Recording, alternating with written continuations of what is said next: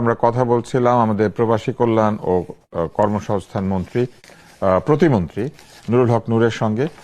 Calling visa নিয়ে অনেকেই দর্শকরা জানতে চাইছেন যে মালয়েশিয়ার যে কলিং ভিসা এটা কি চালু হবে কিনা, কেননা তখন তো এমপ্লয়াররা ডিরেক্টলি শ্রমিককে হায়ার করতে পারতেন সরকারের অনুমতি নিয়ে, এবং শ্রমিক এখান থেকে উইথ রেফারেন্স অথবা উইদাউট রেফারেন্স তারা ভিসা চাইতো এবং চলে যেতে পারতো। এই কলিং ভিসা কি আবার চালু হবে কিনা?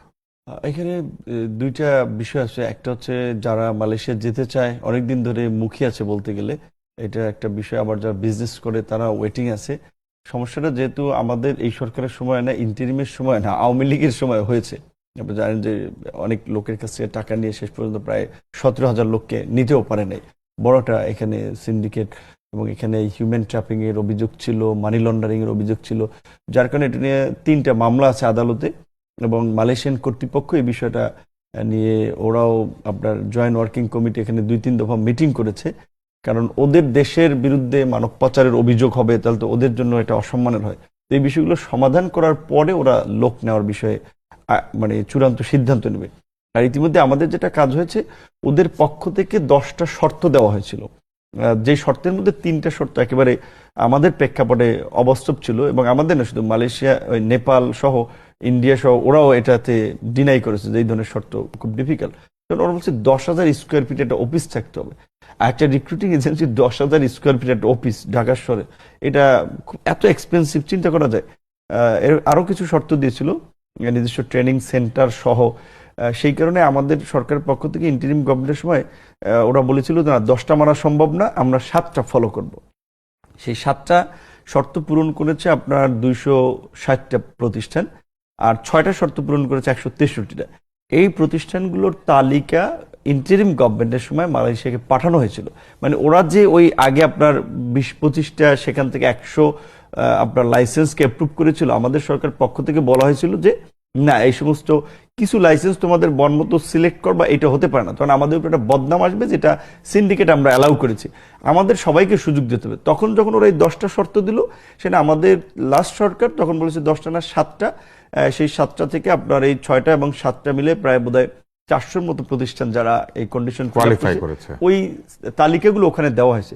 এখন ওরা এই বিশাল তালিকা, এটা নিয়ে ওরা মানে এখন পর্যন্ত আমাদের কোনো ডিসিশন জানায় নাই। এটা যদি লাস্ট গভর্নমেন্টের সময় এটা পাঠানো হয়েছিল। আমাদের সরকারের পক্ষ থেকে ওদের সাথে আলাপ আলোচনা হচ্ছে, ডিপ্লোম্যাটিক ওয়েতে চিঠি চালাচালি হচ্ছে যে ওদের অগ্রগতিটা কি আমাদের এখানে ম্যান পাওয়ার নেওয়ার ক্ষেত্রে। আমরা হয়তো রিসেন্ট শীঘ্রই আশা করি একটা উত্তর পাবো। সেটার উপরে ডিপেন্ড করবে আসলে কি প্রক্রিয়া, কিভাবে আমরা ওখানে যাওয়াটা ওপেন করতে পারবো। তবে ওপেন আমরা সত্যিকার অর্থে যে কোনো ভাবে আমরা ওপেনের জন্যই আপ্রাণ চেষ্টা করে যাচ্ছি, যেহেতু মিডল ইস্টে একটা বড় প্রভাব আমাদের নেতিবাচক তৈরি হয়েছে এই যুদ্ধের কারণে। সো এখন আমাদের অল্টারনেটিভ কিছু মার্কেট আমাদের হাতে না থাকলে আমাদের দেশের জন্য এটা একটা সমস্যা হবে। সেই কারণে মালয়েশিয়া, থাইল্যান্ড, কম্বোডিয়া, এদিকে কোরিয়া, জাপান, এইগুলো নিয়ে আমরা সিনসিয়ারলি কাজ করতেছি।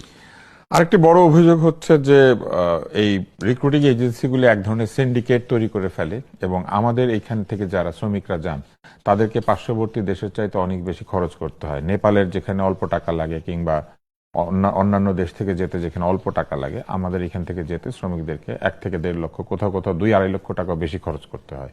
এই সিন্ডিকেটের বিষয়ে কি আপনারা কোনো কঠোর ব্যবস্থা নেবেন? কেননা সিন্ডিকেশন তো আসলে একটি জটিল পরিস্থিতি তৈরি করেছে। এখানে দুটো বিষয়, একটা হচ্ছে সিন্ডিকেট যদি রিসিভিং কান্ট্রি দ্বারা অ্যাপ্রুভ হয় তখন কিন্তু আমাদের কিছু করার থাকে না। যেমন সিঙ্গাপুরে আমাদের এখানে যাচ্ছে, তারা 6টা ট্রেনিং সেন্টারকে অনুমোদন দিয়েছে যে তাদের ট্রেনিং সেন্টারগুলোতে ট্রেনিং নিয়ে ওখানে যাবে, তারা সেটা অ্যালাউ করবে। এখন এই 6টা হচ্ছে আপনার, এবং 6টা না শুধু বাংলাদেশে, ম্যান পাওয়ারের আসলে বড় বড় সমাজের, রাষ্ট্রের প্রতিষ্ঠিত ইস্টাবলিশমেন্ট এখানে ইনভলভ আছে, যার কারণে এখানে অনেক কিছু করা ডিফিকাল্ট হয়ে যায়। তবে আমরা সিদ্ধান্ত নিয়েছি যে কোনো বিনিময় মূল্য আমরা করব। এখন সিঙ্গাপুরের এই 6টা ট্রেনিং সেন্টার, তারা যদি সঠিক খরচ নেয় তাহলে কিন্তু 2-2.5 লাখ টাকা আপনার সিঙ্গাপুর পাঠাতে পারবে। বাট তারা নিচ্ছে 8 থেকে 10 লাখ, 10 থেকে 12 লাখ। এখন এটা আমরা কি করব? ট্রেনিং এর জন্য ট্রেনিং কিংবা বিভিন্নভাবে কস্ট দেখায়, কিন্তু এই কস্ট আদৌ আসলে প্রয়োজন হয় না। 10 থেকে 12 লক্ষ টাকা নিচ্ছে। এখন আমরা যদি সিঙ্গাপুর আমাদেরকে বলতো যে না, তোমরা তোমাদের যেই সমস্ত লাইসেন্সগুলো কোয়ালিফাই করে আমরা সবার জন্য ওপেন করে দেবো, তাহলে কিন্তু এই ক্রাইসিসটা হতো না। এখন আমরা চেষ্টা করছি যে আরো কিছু আপনার প্রতিষ্ঠানকে যেন ওরা সুযোগ দেয়, বিশেষ করে ব্র্যাকের মতো প্রতিষ্ঠান আছে, এরকম আরো যে সমস্ত রেপুটেড প্রতিষ্ঠান আছে, তাহলে যদি এই সিন্ডিকেটটা কিছুটা ভাঙা যায়। দ্বিতীয়ত হচ্ছে মালয়েশিয়ার ক্ষেত্রে সেম প্রবলেম ছিল, ওদের কন্ডিশনের কারণে লাস্ট আওয়ামী লীগের গভর্নমেন্টের সময় ছিল 25টা, সেখান থেকে 100, এবং এখনো অনেকদিন ধরে বন্ধ আছে। আমরা ওদের মতো করে করতেছি না, আমরা কিন্তু ভাঙার চেষ্টা করতেছি। এবং দুঃখজনক হলেও সত্য, বাংলাদেশেরও বিভিন্ন রাজনৈতিক, সামাজিক, সাংস্কৃতিক, গণমাধ্যম অনেকের ইনভলভমেন্ট থাকে এই সিন্ডিকেশনের পিছনে। তো আমরা এইবার সর্বাত্মক চেষ্টা চালাচ্ছি যে এই সমস্ত সিন্ডিকেট ভেঙে সাধারণ মানুষ যেন কম খরচে যেতে পারে, এবং অভিবাসন ব্যয়টা কমিয়ে না। আপনি যেটা বলেছেন 2 লাখ 3 লাখ না, এরও বেশি।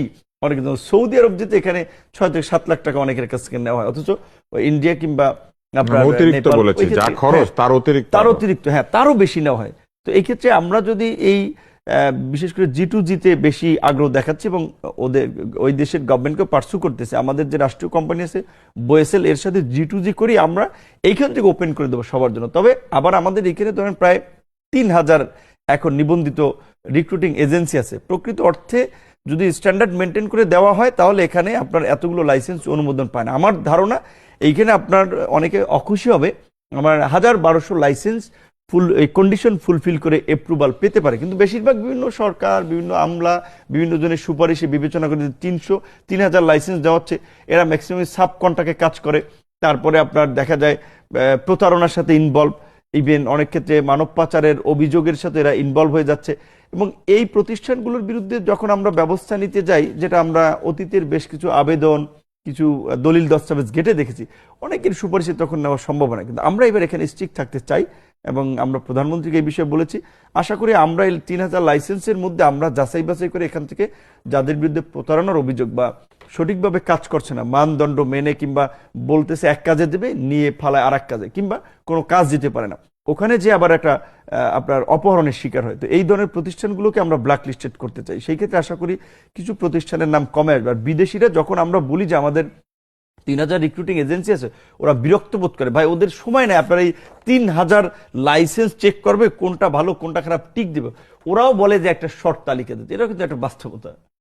তার মানে একটা নিয়ন্ত্রণ করার আপনারা নিয়ন্ত্রণ চেষ্টা করা খুব করছেন, একটা মান জরুরি। নিয়ন্ত্রণ খুব একটা এবং জরুরি। মানসম্পন্ন প্রতিষ্ঠান দিয়ে আপনারা হ্যাঁ, আমি এই মনে করি কাজগুলো যারা করাতে রিক্রুটিং চাচ্ছেন। এজেন্সি চালাতে চায় তাদের মাস্ট বি ট্রেনিং সেন্টার থাকা দরকার।